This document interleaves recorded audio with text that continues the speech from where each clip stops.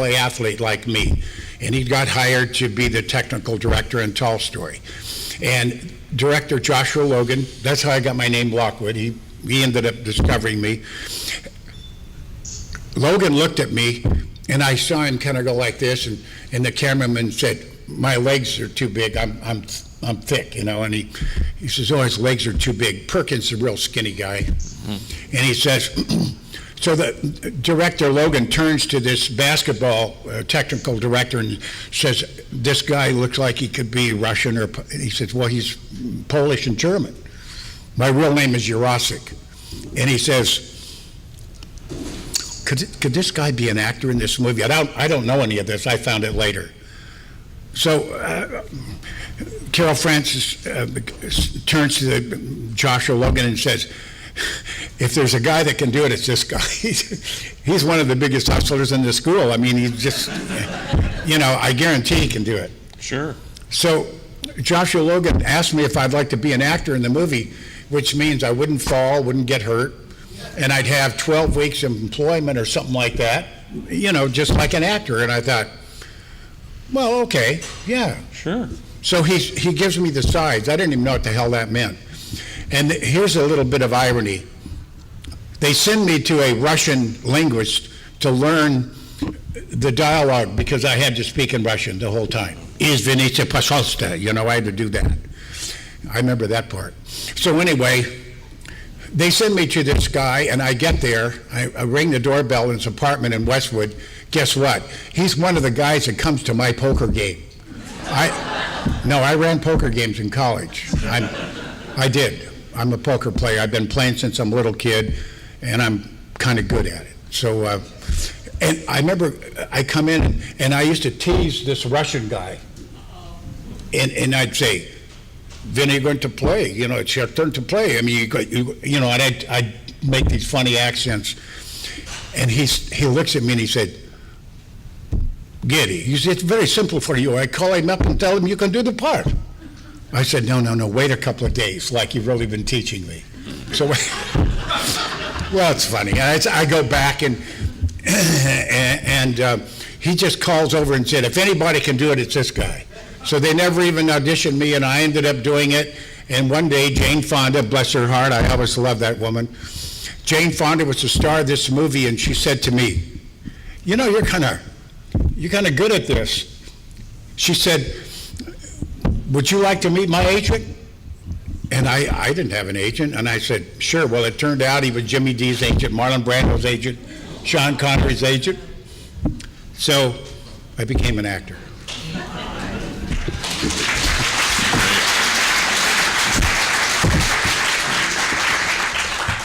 Mr. Dullea, would you like to share some of your early experiences? I still want to know about your parents and their bookstore. And yeah, well, they had the bookstore from about 1939 to the early 60s sometime. Mm-hmm.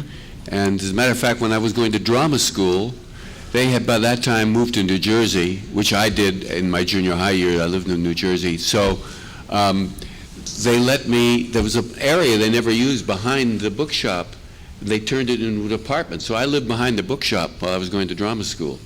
And actually, how I became it, I'll just tell very quickly, how I became an actor was I had been very active in high school in drama. In fact, in our high school, you could take a half-unit course separate from the junior and senior play. You could take a half-unit course in drama, and we did acting exercises, we did Shakespeare, we did Bernard Shaw, we did kind of challenging stuff. And I loved doing it.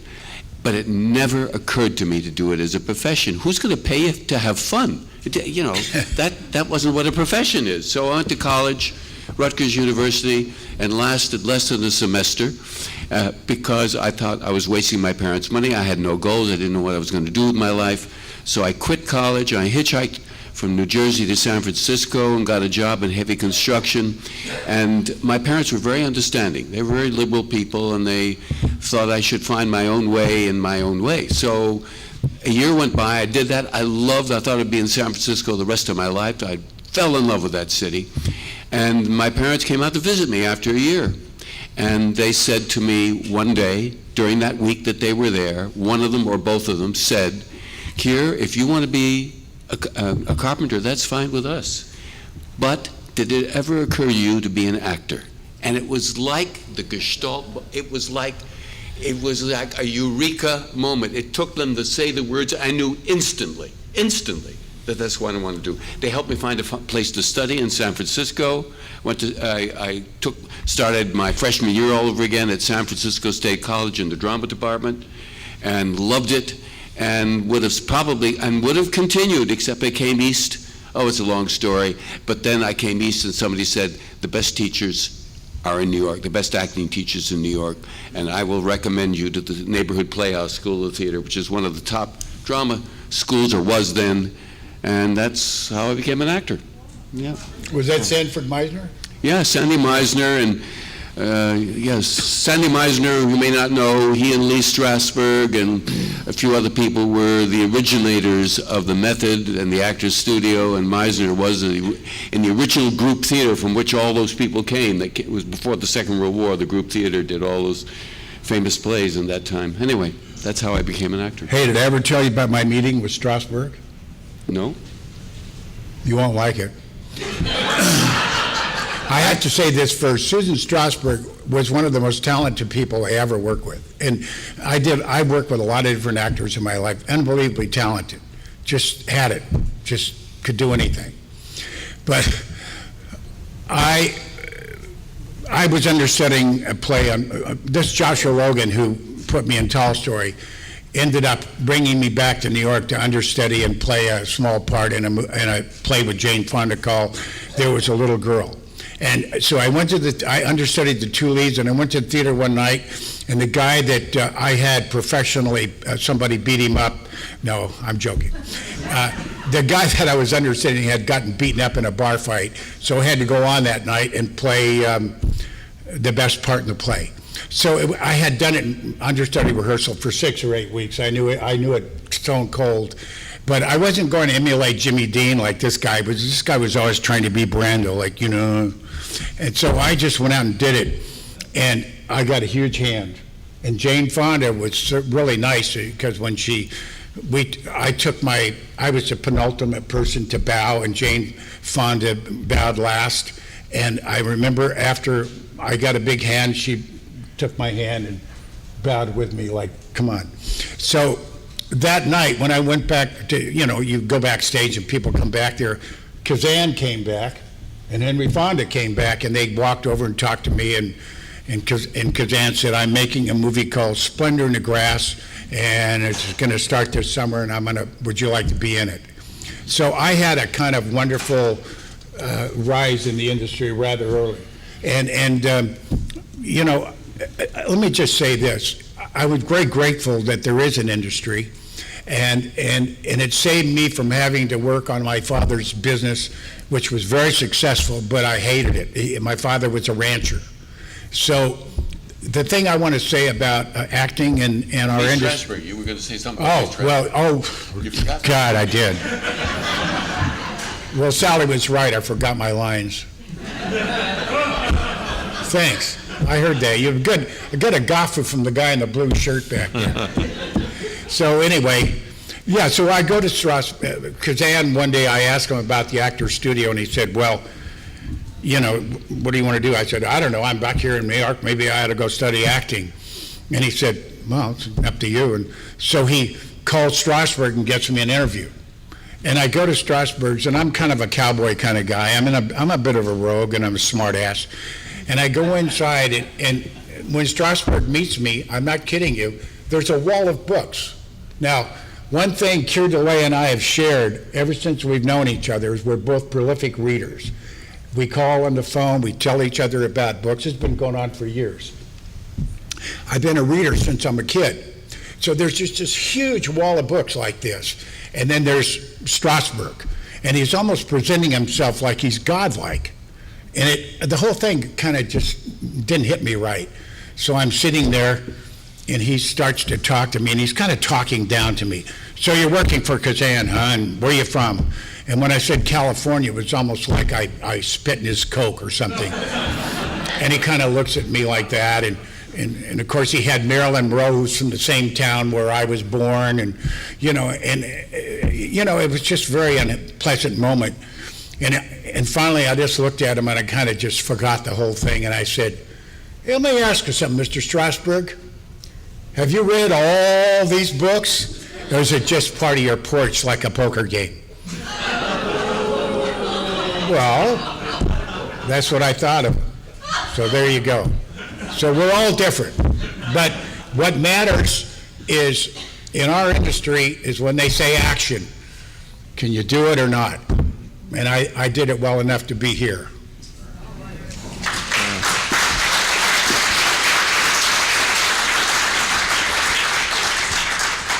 Tell us about 2001. I know that's kind of a general question, but I'll let you pick the details you'd like to talk about. Well, it's interesting how I heard about this film. I was doing a film with Otto Preminger called Bunny Lake is Missing with Laurence Olivier and Carol Lindley. Anyway, I got home and my wife said, "Call your agent." So I called my agent and he said, "Are you sitting down?" I said, "No, why?" He said, "You've just been offered the lead in Stanley Kubrick's next film." And I knew nothing about that I was being considered. Nothing. It was out of the blue. Never met anybody, never auditioned, never interviewed anyone. It just got the offer. Well, he had, as it turned out, had screened some of my films. But, and I thought as Gary felt the same way when he heard about it. He even says, "Who do I have to pay?" But because I had been a Kubrick fan in drama school, I had an afternoon off, and somebody said, "Hey, there's this war picture down the street with Kirk Douglas," and I went down. It was called Paths of Glory, and my jaw dropped to my lap when it began. It was it's one of my favorite Kubrick films. And so that's how and when I read the script of 2001, gradually something hit me that was familiar. It turned out to be that the film was based on a short story called The Sentinel that Arthur C. Clarke wrote. I think it was first published in a British science fiction magazine in like 1949.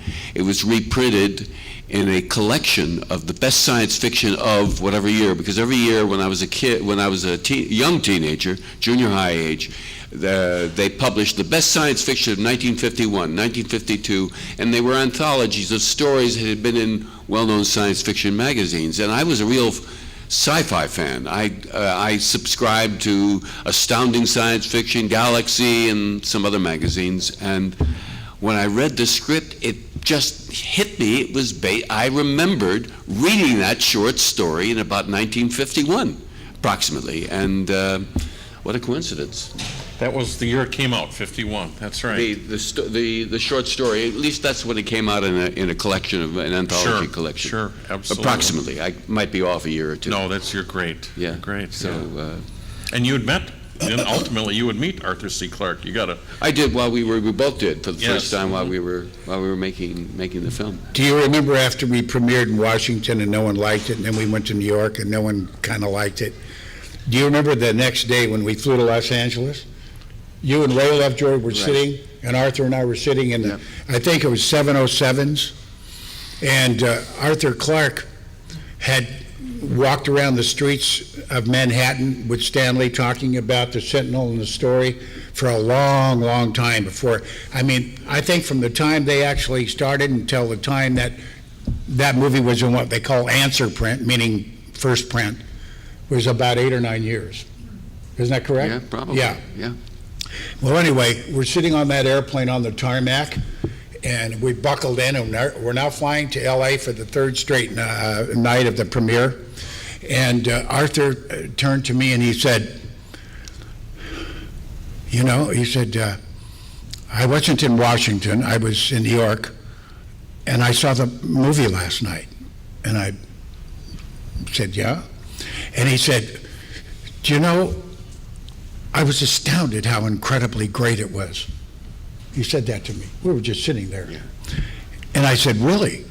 And he said, my God, Stanley Kubrick. And I said, Arthur, let me tell you something. The first time I ever saw a Stanley Kubrick movie was The Killing in 1956, I think. With the guy with Sterling Haywood. Sterling Haywood. Yeah, and a few others. And I came out of the movie house, and you got to mind you, I'm like 15, 16 years old. Keir grew up in New York. We had come out and everybody talked theater, movies. I grew up in the sticks on a ranch. I came out of the movie, I was alone. There was nobody to talk about. But I remember walking over in the kiosk in a little art house in Beverly Hills, back when they had art houses there. And I walked over and I looked in the movie poster in the lobby to see who made the movie. Now, to complete that story, I'm now at UCLA practicing football, and in September, we have what they call in California devil winds, where the Santa Ana winds blow off the desert, and it's so miserable that football season, 2 practices a day, and the devil winds start in the same time. And I remember just hating life. I got a free scholarship and everything, and a free ride to school, but I have to be honest with you, I hated playing football. I was always hurt and everything, you know. And I love the game. I love killing people and beating the hell out of people, and I like being a star. That was great. I mean, all those things were great, but I have to tell you, I hated the season. And I'm a freshman in college, and I took the LA Times, and I was the only guy on the team that lived on the beach in Malibu, the only guy in the team that lived on the beach. And I got up that morning and I opened up the paper, and Paths of Glory, which is one of your favorite movies, is opening up at the Paramount across the street from Grauman's Chinese in Hollywood. And I said, that guy, Stanley Kubrick. I said, that does it. So you have to understand, I really was the hustler on the team by then. It was established. So I go get my training table food, and I walk up, and all the coaches, they're all Southerners. So there was about 8 or 9 of them. I used to call them the Nazis. And I walk up to the table, and I have my tray of food. And I said, Coach, I can't come to practice today. And he said, what do you mean you can't come to practice? I can't come to practice today. Why can't you come? And all these 18 Nazi eyes are staring at me. And I said, well, I have to be in court in San Luis Obispo. I just made it up at the last minute. And they said, what for? And one of them said, you still driving that funny little German car where nobody knows where to put the gas in it? I had a Porsche. I did. And I said, yes, sir, I am. He said, well, maybe if you drove some other kind of car, the cops wouldn't pick on you. And I said, yes, sir. So I left and went down, parked at the Grauman's Chinese, walked across the street and saw Paths of Glory 3 times. Then I went back and got my free dinner and went home. And I agree with Keir. It's a genius movie. If you've never seen it, you owe it to yourself. If you have a big enough screen to watch and check that out. Paths of Glory. Oh, that's wonderful. Listen, we want to make sure we have time for the good folks in the audience to ask you some questions. You're both doing wonderfully, and we're very proud to. If I would say one more thing before we turn it open to them, I don't know, I hope that somewhere you get just a partial sense of how much we love you and care for what you've done. And it's been very important to a lot of us, so I want you to know that. Thank you. Thank you. Yeah.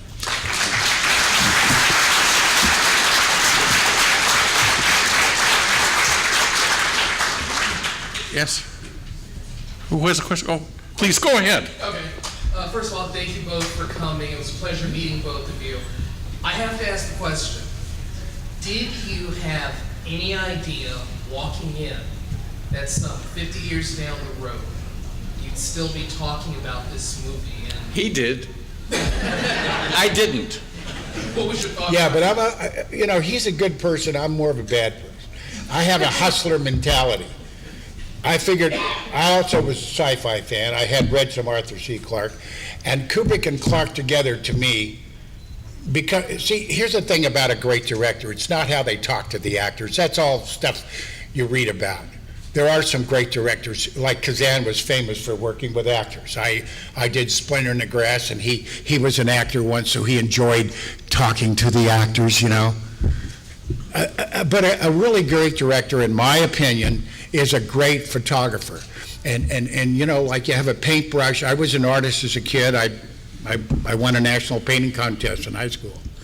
And I can tell you that cameras and lenses and film speeds, they're the key to making a great film. If you liked, what's a great movie made in the desert? What the hell was that? Lawrence of Arabia? Lawrence of Arabia, the great director, David Lean. David Lean, great for the great directors are great photographers first. Kubrick just happened to be such a brilliant man that he could write dialogue, and he was open to, like, Keir created the end of the movie, the whole thing of turning and looking. I came up with the situation where we would go in the pod and talk, and then Hal, I didn't say lip reading. I figured that all out, called Stanley, and he called me to his house that night, and we worked on that scene, and then later, Keir and I did improvisations on it, and then Stanley took it home and wrote the final thing, and Lyndon, came in. We were trying to figure out how to get the information to Hal, and he said, well, why can't he read your bloody lips? Now, the reason I say that, if you are a film student or if you go to college and you study film, I can tell you, and I'm not BSing you, that is a seminal moment in motion picture history, the intermission in 2001, where we tell them about discontinuation, time lag differential, and then Hal gets all the information that we've exchanged with each other about us disconnecting him. And that's become one of the great things in cinema. Absolutely. Well, to answer his question, Gary has always said that he realized that this film was beyond anything that anyone could have imagined at the time. My reaction was, I knew it was going to be a very important film in the year that it was going to be released, because it was a big MGM film, and I just assumed it would be very big that year. But you know, my answer to your question, could the people of the actors in Citizen Kane know they'd be studied in film school 70 years later? I doubt it. You know, and I wasn't quite as intelligent about it as Gary was. Yes, you were. You're Dave Bull. No, I thought it was an important. Now, and the interesting thing is that this was not a big.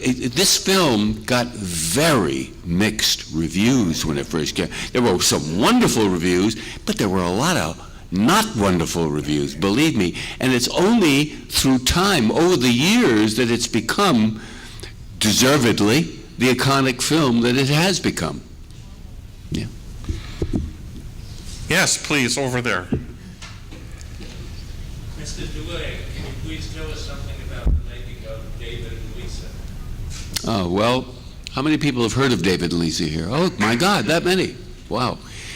David and Lisa was a seminal film for me in that it was responsible for my film career. I had done one film before that called The Hoodlum Priest with Don Murray, which is a film I'm very proud of, and Time magazine gave us a great review, and myself personally, total unknown, and but it didn't lead to films. It led to my getting a lot of guest star roles in episodic television at the time. But it was David and Lisa, which was made for $190,000 and took off, became this art film which won a prize at the Venice Film Festival. I won Best Actor at the San Francisco Film Festival. Which suddenly, out of the blue, no one was in it. Well, Howard Da Silva, who had been a blacklisted actor, played the psychiatrist in it. But it was an extraordinary experience for me. It was a work of love, and how I got the role was kind of crazy. I had worked with, the director had never made a film before, Frank Perry. He went on to make some Mommy Dearest and some other well-known films, but and I had worked for him in public television, and I did a 15-minute drama piece of a play that his wife had written, but when David and Lisa came along, it was for this teenager, and by that time I was 26 years old, and that I wasn't, so he never considered me. He thought I was a good actor, and he lost the actor who he had cast, who was suddenly out of the blue offered a big Hollywood movie. And so he was desperate and saw every young actor in New York, including me, although he had great doubts. And I remember the interview consisted of my doing a 16-millimeter name, rank, and serial number. It wasn't a scene, it was just, what's your name, how tall are you, so on. And when I walked into their apartment, his wife, Frank Perry's wife, said, "Oh, Keir, if you were only 5 years younger," and she stopped. She said, "My God, you look 5 years younger." So I got the role, and it led. I mean, it was one of the things that Stanley saw, but it completely led to my film career. Yep. Somebody over here? Go ahead. Yeah, would each of you like to share something about working with Kubrick? About what? Working with Kubrick. Go ahead, Gary. Well, every actor has his relationship with his director in different ways. I had, my relationship with Stanley was a little bit strange in that I had been a card player hustler and Stanley had been a chess pool hustler. So Stanley and I had kind of a funny relationship based on, you know, I knew I had been a quarterback in football, and Stanley, absolutely, you'll probably not understand this at all, but Stanley Kubrick loved football beyond comprehension. And he would always quiz me about it, and he'd always talk to me. And one day, he came to me and he gave me a play, a football play. And I looked at it and I said, "You took that out of a board game." He did. He copied it out of a board game because I think it was called Play 5. It was one of those board games like Parcheesi or whatever. And he said, "Well, how would you defend that?" And I said, "Well, you're not getting it." I said, "Look, football is, you know, an incredible game. Up here, today it's computers. You know, if it's 3rd and 4 and Washington Redskins are on Detroit's 5-yard line, they punch it into the computer instantly and find out what Washington does every time in the last 20 years on the 5-yard line in that situation with that score." And I remember turning to Stanley saying, "You didn't give me enough information. I mean, you're saying this is a third quarter and what would I do?" I said, "You know, you'd have to give me the entire resume of plays that had taken place until that moment." And that was the thing that intrigued Kubrick so much about football. So here's what he did. He would have the National Football League Game of the Week sent to him, and I would go out to his house, and we would sit, and his chauffeur, Eddie, would play. Stanley had two, they were made in Switzerland, two 35-millimeter projectors right in his dining room. And he'd project the movie, and he'd have Eddie stop it, and he'd ask me about things. He was very intrigued by Stanley. Let me say this. I never met anybody in the business that smart. I never met anybody in the business that paid that much attention. And when Keir and I first showed up, and we had those jumpsuits, those blue jumpsuits, and I remember we went in front of Stanley to okay